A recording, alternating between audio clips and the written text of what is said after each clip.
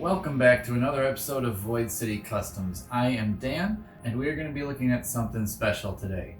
So, as some of you might know, it's coming up on the 30th anniversary of the death of Superman in the comics. So this is like the first time Superman ever was defeated in battle, and that would be by Doomsday. And that was in Superman number 75 from January of 1993. However, I do believe, if I'm not mistaken, it came out a little bit earlier than that. So we might be closer to that 30th anniversary of the death of Superman than everyone remembers. I've already done videos for Doomsday and Superman from that issue of Superman, number 75 from 1993, or possibly earlier, and those will be linked up above most likely. Either way, there were 4 other characters that get introduced shortly after the death of Superman that I thought deserved action figures as well in the McFarlane DC Multiverse scale and style, I guess you would call it. Those would be 4 characters that showed up in The Adventures of Superman number 500, and that was from June of 93. That would of course be the 4 new Supermen that showed up. Steel, the Eradicator, Superboy, and the Cyborg Superman. We can get into a little bit more details about each of them as we look at each of those figures. I'm going to look at one of them per video, and we're going to show them in the order that they appeared in Adventures of Superman number 500. So today we are going to look at Steel, and that's him right here. So this is the custom figure I put together to represent Steel, or the literal Man of Steel, who is John Henry Irons, wearing a suit of armor. Now, to be clear, he never actually claimed to be Superman. Not once. He actually puts some emphasis on it when he talks to Lois Lane the first time, that he is not Superman. He's just merely someone trying to fill that void that Superman, being dead, has left behind. That's why we needed this guy. So let's take a look at Steel, or John Henry Irons, up close. So here he is, the literal Man of Steel himself, John Henry Irons. This is Steel. Now, he first showed up in The Adventures of Superman number 500, and then his first real issue that kind of dove into his story was Superman, Man of Steel number 22 from June of 1993. This was one of the more complicated builds, I will say. Has a lot of different parts, and some of them would be kind of hard to find. Others sort of were just things I had lying around that just happened to work perfectly. Other things just kind of were happy accidents after the fact. But either way, I kind of had a plan for this guy, and then Superboy Prime came out from McFarlane Toys, and that changed a lot of my ideas and actually gave me a kind of better plan than the one that I had had previously. So let's jump right into how we made this guy, and also we can look at the recipe for him. So taking a look at this guy, and hopefully I'm remembering every piece here, but you're going to need the following figures if you want to make this the same way that I did. First, you will need primarily the Superman Unchained figure, and that's where most of his body comes from. You can use either version. I used the original one that was blue and red and repainted it several times. Next, you're going to need Superboy Prime. Now, from him, what I got were his silver feet and also the Superman emblem with this whole neck piece and shoulder armor, and that's where all of that came from. I also needed the Darkfather Build-A-Figure cape, which is the cape that he's wearing back there, and that cape has been trimmed and painted and attached. I also have here the hammer from Shao Kahn from the McFarlane Mortal Kombat figures, so that's where the end of that hammer comes from. It's been altered a bit, and I will get into that. There are a few other pieces here that come from some figures outside of McFarlane, as well as a piece that doesn't come from any figure at all. So the first one is the head that actually comes from a He-Man Masters of the Universe figure that came out recently, and that character was called the Faker. It fit pretty well, I thought, so that's the one I went with. There is also the railgun on his arm over here. Those pieces are a little bit random, as is the pouch on his thigh for the additional rails. It's just where he kept them in the comic. Basically, he had a projectile launcher on his arm that shot railroad spikes, which was pretty cool. Somehow he pretty much always managed to clip people by their shirts or their pants and stick them to like brick walls and whatnot. So he had impeccable aim with this thing. So the cannon on the arm is actually an old school lightsaber from an old General Grievous Star Wars figure I had lying around. I got it specifically for some of his lightsaber pieces for a different figure I built, and that figure will be in a different video at some point. However, having the leftover pieces was nice because I could use one for this. So that's what that is. And this little piece here with the rail clips, I can't remember where that came from, but I'm fairly certain it came off of a piece of an old Spawn weapon, like an old Spawn gun or something like that. And that's the same with the pouch that is on his thigh here. I can't remember exactly which figure that's from. I want to say it is a McFarlane figure. I just can't remember which one at all for the life of me. But that pouch came off of that figure, and now it is there because I thought it looked appropriately sized and it looked nice on this guy. The last part is the handle of the hammer back here. And this was actually an old antenna from a small Christmas lights antenna remote that I had. I pulled this antenna out and it works perfectly because it allows the hammer's handle length to extend or get smaller for traveling. Speaking of the hammer, let's take a look at that first. So Steel often had this hammer that he'd carry with him, and sometimes it was shown to have a handle that could extend or get shorter depending on how he was using it. And it was a silver hammer.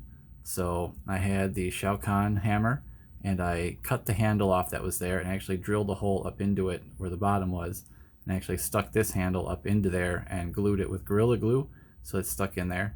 And this is just a little bit of electrical tape around there, just gives him a little bit better of a grip when he's holding it, because this is a bit smaller than the hand has a grip for, and I wanted him to be able to hold it snugly. So this kind of gives him a good thing to grip on that's soft and it won't scrape the paint off of his hand, but it also looks kind of cool and breaks it up a little bit from the color breakup aspect of it, as Toast would point out. Now this extends out that far. Obviously he doesn't need that, so usually I will just double it up like that, and that gives him a good hammer length for about how long it was in the comics. So there's his hammer for you. This is just painted up and touched up with more silver because there was some gold highlights on there. And as they can see, I melted out the Mortal Kombat dragon logo from the middle there because Steel did not have a dragon on his hammer. He didn't really have this stuff either, but I thought it looked cool, so I left it. I might cut it off later, who knows. I kind of like it.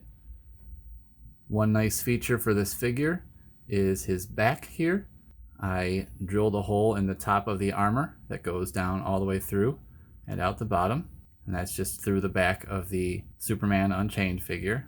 And the hammer now can fit right in there, so that way it kind of has somewhere to go when you don't want him to be holding it. So if you wanted him to be traveling with it or recharging it or whatever, it could go right back there, and then it comes right out and he can grab onto it. So there's just something like that. You don't have to do that, but I thought it was kind of cool.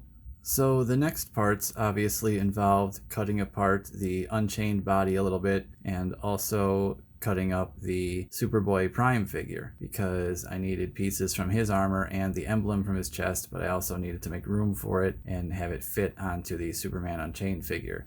And then I needed to paint that whole thing and make it silver, which can be a challenge sometimes. As you can see around the Superman emblem on his chest, I had to cut out parts of where the original Superman emblem was on this guy and remove that from his chest. And you will see that emblem again later on in a different video. That video is coming soon, and I think people have been waiting for that one for a long time as well. So this emblem is the one that's on the Superboy Prime armor, and I didn't cut that off or move where it was at all. I just removed that whole piece from Superboy Prime and put it onto this guy and secured it in place. There are some rivets in the back behind his neck on either side. Those are just little picture hanging nails, same as the ones I used to secure his cape in place on the back here. They were just used to hold the armor in place in the back while I stretched it down over the front and got it situated over where the neck is, because the neck is the same neck from the Superman Unchained figure, so that isn't changed at all. And then I could stretch the logo down and set it where I wanted and fit it in between the little pieces I carved out of other pieces of plastic I had laying around. That's what those 2 silver pieces are underneath there. And I think it kind of makes it look like there's some ventilation or something, or just, plates in the suit. Just adds a little bit more to it. It's not perfect, I know, but on the shelf and far away, I think it looks pretty nice. It has the big shoulder pads, it makes him taller.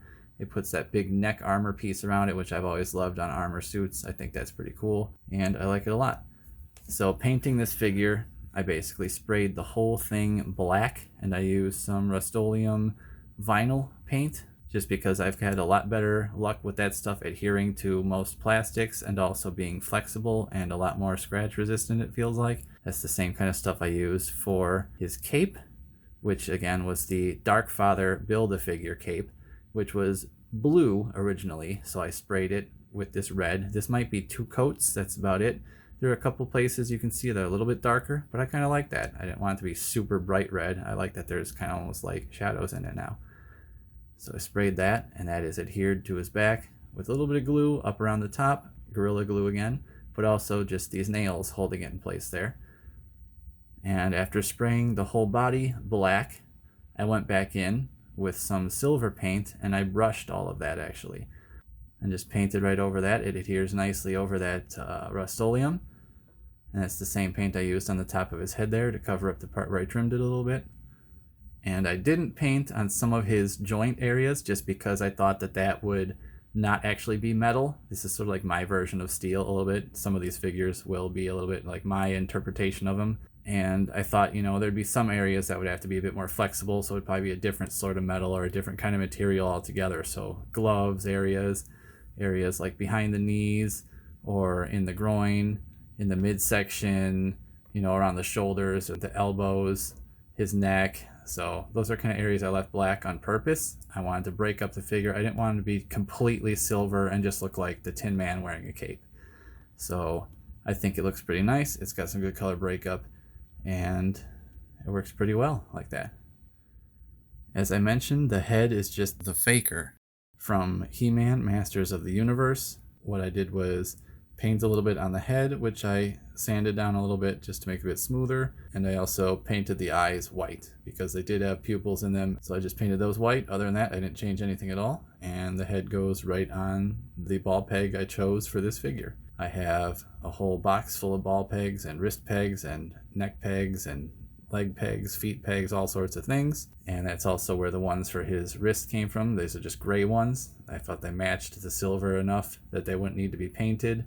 And I'm sure that's what's up here for the feet too, just whichever ones fit. They didn't really need to be a certain color because they're not really visible. As I mentioned, for his railgun on his arm, that is a lightsaber from a General Grievous Star Wars figure who comes with a bunch of lightsabers. So I had like 4 of them lying around. And that is just kind of, I cut out the area of the armor on the forearm of Superman Unchained's armor so that this cylinder would sit right in there, and I glued that in there with some Gorilla Glue. And then I cut a little slot on the side here, and that's where the railgun ammo sits that's popping out the side of his arm. That's what that's supposed to be, the spikes that go in there. And the pouch, as I mentioned, also came from my box of accessories. It's right there on his thigh. That is a nail right in the center of it, so it kind of looks like the clasp or the snap that's holding it shut, but that's also holding it onto his leg, along with, again, some Gorilla Glue. You can't leave home without it. That stuff is awesome. It works very well for me. Just strapped right on there. I think it looks pretty nice. The last accessory I have for him is some rockets to be sticking out the bottom of his feet, because that is actually how he flew. He was kind of more like the Iron Man of Supermen. And so he had rockets in the bottom of his boots, and they propelled him. These are from a Batman Beyond McFarlane figure, and they fit right in the bottom of this guy's feet too, so that was just kind of a happy accident that ended up working out. So if you use your steel figure on a flight stand, you can have him flying the correct way with actual rockets coming out of his feet. And again, that just looks like this right here. There's a little peg that pegs right into the bottom of his foot, and then it looks perfect, and then it looks like he's flying. And that's pretty cool. Well, there you have it. That's gonna just about do it today for my steel figure from the reign of the Supermen. I hope this tutorial and me going through this helps you guys if you want to make some customs. I know McFarlane has recently announced some Reign of the Supermen figures, so that's why I'm glad I had these guys done and ready to go. I'm just sorry it took so long to get videos out to you guys showing these, because these have been ready for quite some time now and they've been in my display case in the background. I've actually been kind of trying not to show them, and once I remembered the 30th anniversary was this year, I figured, what better time. By the way, for anyone curious, that is a McFarlane Toys DC Multiverse flight stand, like the ones that come with all the Superman figures pretty much. And I have that around this guy's waist. I'm just careful when I close it around there so that I don't scratch any of the paint. It's kind of hard to scratch that paint. It's one of the reasons I like it, because it's kind of the softer finish, not like an enamel finish. But still, you want to be careful because you don't want to nick your brand new custom figures. Either way, I think that's going to about do it for this guy. I hope I remembered everything, and if you guys have any questions, obviously just shoot me some comments down there or let me know what you think. I'd love to hear your guys' thoughts on the death of Superman, the reign of the Superman, the action figures, both the customs and the ones that were announced officially. Let me know what you guys think. I always love hearing from you. Well, that has been it for today's episode of Void City Customs. Keep it here for the other videos in the series, especially for this Reign of Superman set. And you can see all 4 of them. Once they are all out, they will all be linked together through each video. So until then, thanks for watching again. Remember to like and subscribe, ring that bell so that you can make sure to see all the next videos when they come out. But keep it here, especially over this next month, to see the entire 4-part Reign of Superman set. Until next time, I am Dan. Thank you for watching, and I will see you soon.